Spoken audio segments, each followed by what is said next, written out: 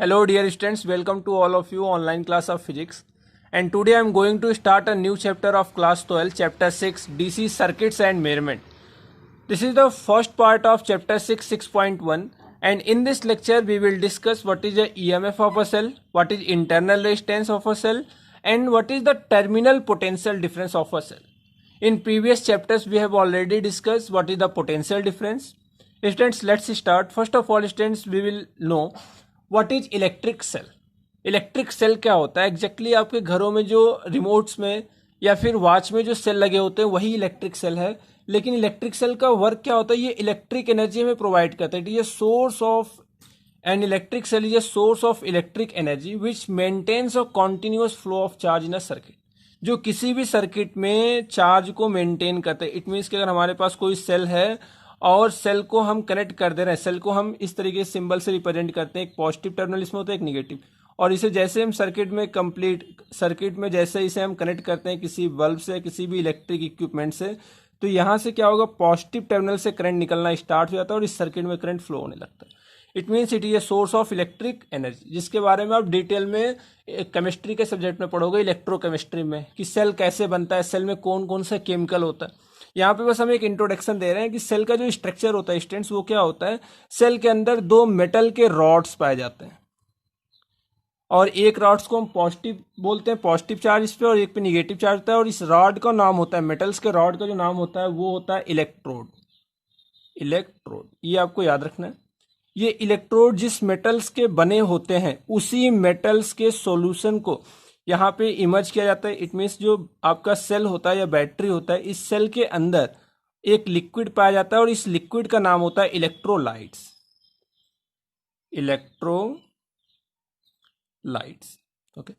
और ये जो आपका बेसिकली आपके पास जिंक का बना होता है ये, या फिर कॉपर का होता है, और इसमें जो सोल्यूशन होता है ZnSO4, CuSO4, ये सोल्यूशन जो आप केमिस्ट्री में डिटेल में पढ़ोगे. अभी आपको बस याद रखना है कि सेल के स्ट्रक्चर में दो मेटल्स के रॉड होते हैं जिनका नाम होता है इलेक्ट्रोड्स, और एक इलेक्ट्रोलाइट्स, एक लिक्विड होता है सेल के अंदर जिस लिक्विड को हम बोलते हैं इलेक्ट्रोलाइट्स. स्टूडेंट्स, ये तो हो गया सेल का डेफिनेशन कि सेल क्या होता है. Cell is a source of electric energy which maintains a continuous flow of charge in a circuit. अब हमें पढ़ना है what is the EMF. EMF क्या होता है. तो ईएमएफ के लिए मैं एक आपको ऐसे एग्जांपल दूं. अगर आपने कभी सेल देखा होगा, घड़ी वाला कुछ इस तरीके का होता है, तो सेल के ऊपर आप देखते हो तो वहां पे लिखा होता है 1.5 वोल्ट. सेल आप मार्केट से लेके आओगे तो उस सेल पे लिखा रहेगा 1.5 वोल्ट, या फिर आप कोई और भी सेल लेके आओगे उसमें डिफरेंट डिफरेंट रीडिंग लिखा होता है. ये जो 1.5 वोल्ट या जो भी डिफरेंट रीडिंग है, यही इसका क्या कहलाता है, ईएमएफ कहलाता है.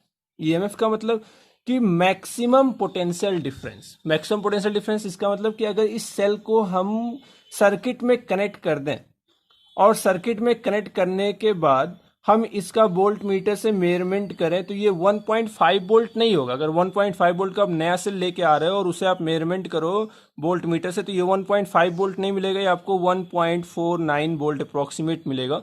इट मीन्स कि आपका 1.5 वोल्ट क्यों नहीं मिल रहा है, इसके पीछे क्या रीजन है. इसके पीछे रीजन ये है कि ये जो आपका सेल होता है, इस सेल के अंदर भी ये सर्किट कंप्लीट करता है ये लिक्विड्स. जब ये सर्किट कंप्लीट करता है तो ये जो लिक्विड है ये क्या करता है, इस फ्लो ऑफ चार्ज को, जब ये इंटरनल यहाँ से सर्किट एक कंप्लीट हो रहा है, तो जब ये फ्लो ऑफ लिक्विड है इसके अंदर, ये क्या कर रहा है, इस फ्लो ऑफ चार्ज को अपोज कर रहा है. और ये जो अपोज कर रहे हैं इसी को हम बोलते हैं internal resistance. It means EMF क्या होता है, ईएमएफ मैक्सिमम पोटेंशियल डिफरेंस होता है किसी सेल का जिसमें इंटरनल रेजिस्टेंस भी काउंट रहता है. जैसे कि मैंने बताया कि आप मार्केट से सेल खरीद के लेके आओगे तो 1.5 वोल्ट क्या होगा, उस पर लिखा रहेगा तो ये आपका ईएमएफ हो जाएगा. लेकिन आप वोल्ट मीटर चेक करोगे तो 1.49 होगा. ये आपका 1.49 को हम क्या बोलेंगे, टर्मिनल वोल्टेज, या सिर्फ वोल्टेज भी हम बोल सकते हैं. ये ऐसा क्यों हो रहा है, क्योंकि इस सेल के अंदर कुछ इंटरनल रेजिस्टेंस है जो हमें टोटल वोल्टेज नहीं दे रहा. तो जो हमारा ईएमएफ होगा, ईएमएफ को हम डिफाइन करेंगे, EMF of a cell. First heading write, EMF. What is EMF, हम लिखेंगे EMF of a cell is the maximum potential difference between two electrodes of the cell. between two electrodes of the cell when no current is drawn from the cell. It is denoted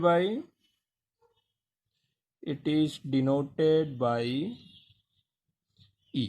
इसे हम small ई से कुछ इस तरीके से represent करते हैं, denote करते हैं।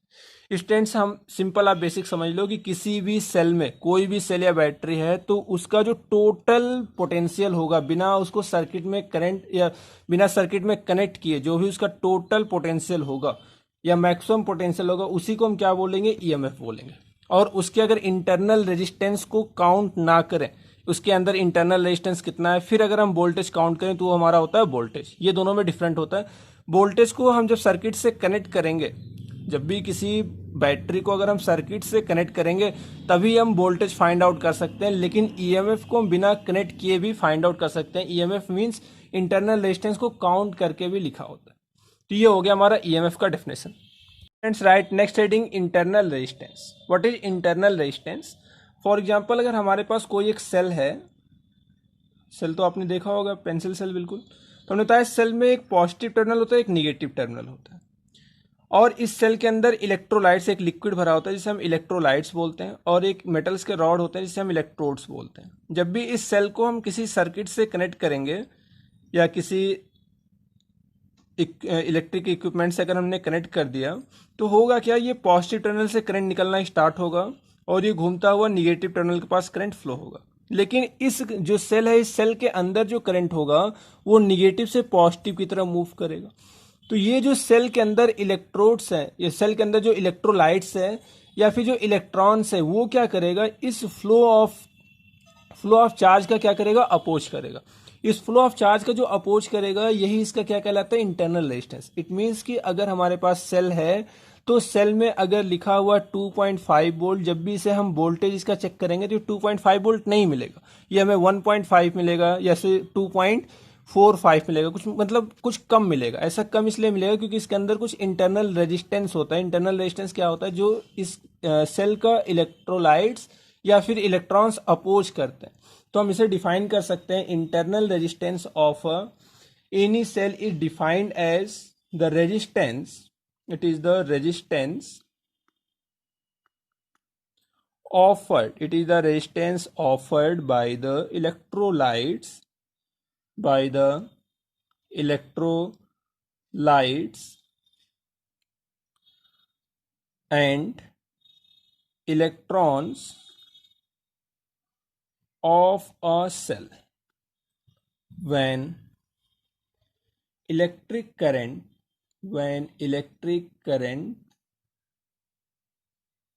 flows through it. ओके अब ईएमएफ होता है, उसमें इंटरनल रेजिस्टेंस काउंट करके बताते हैं कि इस सेल का जो ईएमएफ है वो 5 वोल्ट है या 8 वोल्ट है, उसमें इंटरनल रेजिस्टेंस काउंट होता है। लेकिन अगर मैं वोल्टेज की बात करूंगा तो वोल्टेज सिर्फ और सिर्फ पोटेंशियल, दो टर्मिनल के बीच का डिफरेंस होता है। ठीक है ना? अब हम देखते हैं इंटरनल रेजिस्टेंस किन किन बातों पर डिपेंड करता है। Factors on which internal resistance depends. Internal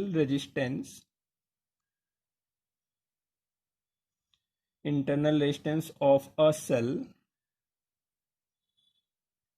depends on following factors. कौन कौन से फॉलोइंग फैक्टर्स भाई? फर्स्ट फैक्टर जो होगा वो डिपेंड करेगा दोनों प्लेट के, यानी अगर हमारे पास ये सेल है तो सेल के अंदर जो इलेक्ट्रोड्स हैं, इन इलेक्ट्रोड्स के बीच की डिस्टेंस पे डिपेंड करेगा। अगर ये डिस्टेंस बहुत ही पास पास होंगे तो ये जो आपका करंट फ्लो हो रहा है इस सेल के अंदर, उसका अपोजिशन कम हो पाएगा। इट मीन्स हम पहला पॉइंट लिखेंगे distance between the electrodes. First point, दोनों इलेक्ट्रोड्स के बीच का डिस्टेंस पे डिपेंड करता है। एंड सेकेंड पॉइंट, नेचर पे डिपेंड करता है कि हाईली कंसंट्रेटेड लिक्विड इसके अंदर भरा हुआ है या लो कंसंट्रेटेड लिक्विड भरा हुआ। It mean second point right, nature और कंसंट्रेशन, नेचर और concentration and temperature and temperature of what, जो लिक्विड इसके अंदर भरा हुआ उस लिक्विड को हम क्या बोलते हैं, electrolytes, of electrolyte. Okay, and third point जो डिपेंड करेगा स्टूडेंट्स वो होगा nature of electrodes, the nature of electrodes. इसीलिए जो आपके अच्छी बैटरी होती है उसमें जिंक के रॉड लगे होते हैं और बहुत ही किसी किसी में कॉपर्स के लगे होते हैं, तो डिफरेंट डिफरेंट बैटरी की capacity, different different potential difference जो उसका ईएमएफ होता है वो अलग अलग, क्योंकि इंटरनल रेजिस्टेंस कम होता है उसमें। एंड फोर्थ पॉइंट एरिया पे डिपेंड करेगा, एरिया ऑफ इलेक्ट्रोड्स, एरिया कितना इस पे, जो इलेक्ट्रोड्स का एरिया है वो कितना कम है उतना ही ज़्यादा हमारा जो इंटरनल रेजिस्टेंस होगा वो क्या होगा, ज़्यादा होगा। एंड दूसरा emerge in the electrolytes. Students हम चाहते हैं कि हमारा इंटरनल रेजिस्टेंस कम हो और इसीलिए जो हमारे पास बैटरी होती है, बैटरी में हम क्या करते हैं, पानी को डालते रहते हैं। इसलिए उसमें अगर हम जो डिस्टिल वाटर है, अगर डिस्टिल वाटर को नहीं डालेंगे तो ये जो इमर्ज होगा, जो इलेक्ट्रोड्स लिक्विड के अंदर इमर्ज रहता है वो क्या हो जाएगा, उसका इमर्जेशन हाइट क्या हो, कम हो जाएगा, जिससे इंटरनल रेजिस्टेंस की क्या हो जाएगी, बढ़ जाती है।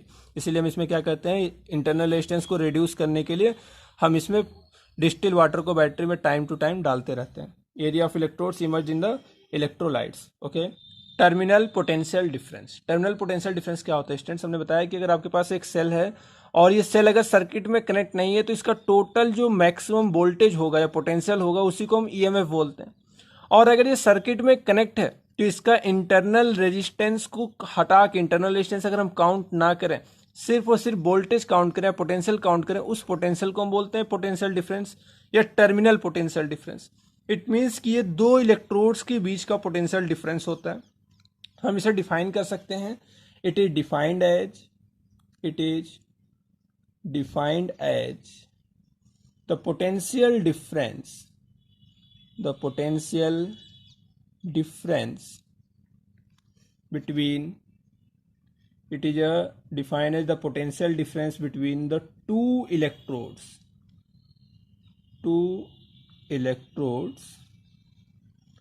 of a cell in a closed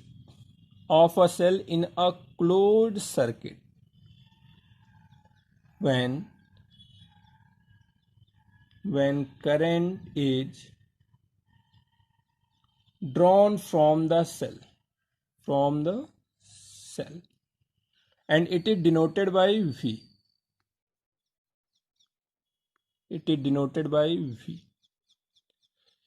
ये हो गया स्टूडेंट्स की पोटेंशियल डिफरेंस कितना होता है, टर्मिनल पोटेंशियल डिफरेंस कितना होता है। Terminal potential difference means internal resistance को ना काउंट करें। अब मैं अगर आपसे बोलूं कि कौन बड़ा होता है, इंटरनल ईएमएफ बड़ा होता है या फिर पोटेंशियल डिफरेंस बड़ा होता है, तो ऑब्वियसली ईएमएफ बड़ा होगा, क्योंकि ईएमएफ जो होता है students, EMF according to definition क्या होता है, it is a sum of potential difference and internal resistance में जो पोटेंशियल है उसका भी डिफरेंस। इट मीन्स कि ईएमएफ हमेशा ग्रेटर होगा किससे, टर्मिनल पोटेंशियल से।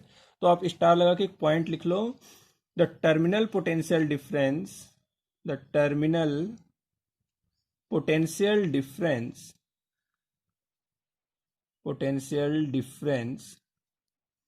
of a cell, the terminal potential difference of a cell is always less than what, less than the EMF of the cell, because of the fall of potential across the internal resistance। ऐसा इसलिए होता है क्योंकि internal resistance क्या करता है, voltage को oppose करता है, वो resistance of the cell, internal resistance of the cell. ये हो जाएगा इसका डेफिनेशन इंटरनल पोटेंशियल डिफरेंस का। अब इसका फॉर्मूला कितना होता है ये हम फाइंड आउट करें।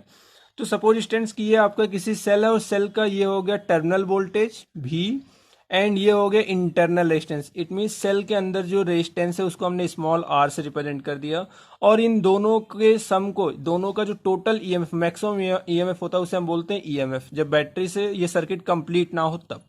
ओके। अब मैं अगर बात करूं कि जो हमारा ईएमएफ होगा ये ईएमएफ किसके बराबर होगा, तो this EMF will be equal to potential या terminal potential of the cell and potential across the internal resistance. Potential across the internal resistance कितना होगा स्टूडेंट्स, हम यहाँ पे लिख सकते हैं this EMF will equal to voltage, it means terminal potential difference plus इसमें यहाँ पे वोल्टेज कितना होगा, सपोज इसमें करंट अगर आई फ्लो हो रहा होगा, अगर यहाँ पे करंट आई फ्लो हो रहा होगा इस सेल के अंदर, तो ये जो यहाँ पे वोल्टेज होगा, क्योंकि वोल्टेज इक्वल टू क्या होता है, V is equal to I R, हमने ओम्स लॉ में पढ़ा था, तो हम यहाँ पे वोल्टेज का फॉर्मूला क्या लिख सकते हैं, आई तो करंट अगर आई बैटरी के अंदर फ्लो हो रहा है आई इंटू स्मॉल आर, ये हम लिख सकते हैं।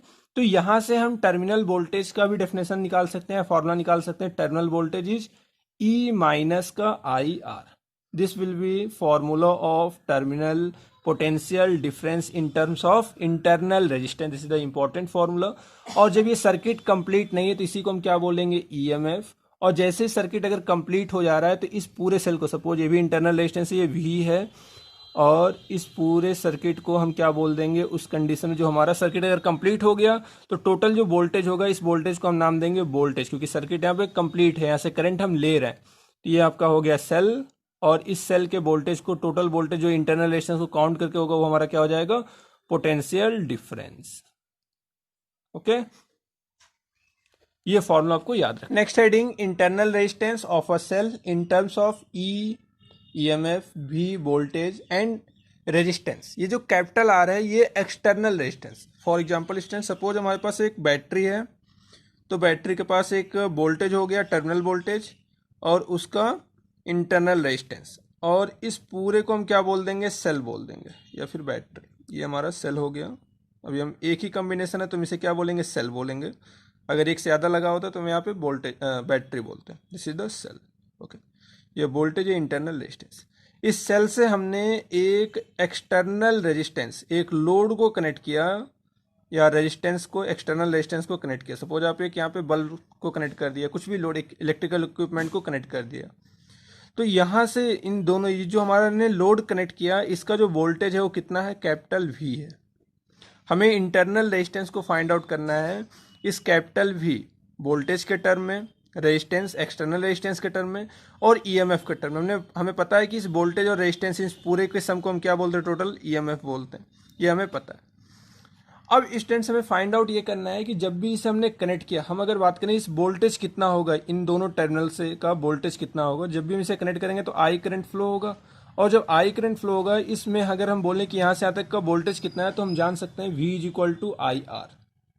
Okay, V will equal to I into R, तो यहाँ से हम आई की वैल्यू फाइंड आउट कर सकते हैं V अपॉन आर। और हमें पता है कि ईएमएफ जो होता है सेल का वो कितना होता है, we know that EMF of a cell, EMF of a cell is V voltage plus I into R। यहाँ का वोल्टेज, यहाँ से अगर हम R की वैल्यू फाइंड आउट करें, R will equal to E minus V upon में I, ये हो जाएगा इंटरनल रेजिस्टेंस का फॉर्मूला। और यहाँ से अगर हम R की वैल्यू को फाइंड आउट करें तो E माइनस का V अपॉन में I के जगह पे हम लिख सकते हैं V अपॉन R, लिख सकते हैं ऐसा, V अपॉन में R। अब यहाँ इस R को अगर हम मल्टीप्लाई कर दें यहाँ पे तो कितना हो जाएगा, E माइनस V अपॉन में V इंटू R, ये हो जाएगा। और इसको अगर हम सेपरेट करके लिखें तो E अपॉन में V माइनस का V अपॉन में V इंटू R, ये हो जाएगा।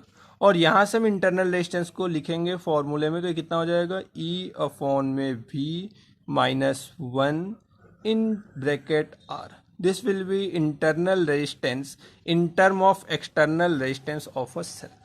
इट मीन्स कि कोई भी अगर सेल है उस सेल से एक्सटर्नल रेजिस्टेंस कोई कनेक्टेड है तो हम यहाँ पे क्या लिखेंगे कि एक्सटर्नल रेजिस्टेंस के टर्म में जो हमारा इंटरनल रेजिस्टेंस का फॉर्मूला होगा वो ईएमएफ, जो ई हमारा है वो क्या ईएमएफ है, E is the EMF and V is the terminal voltage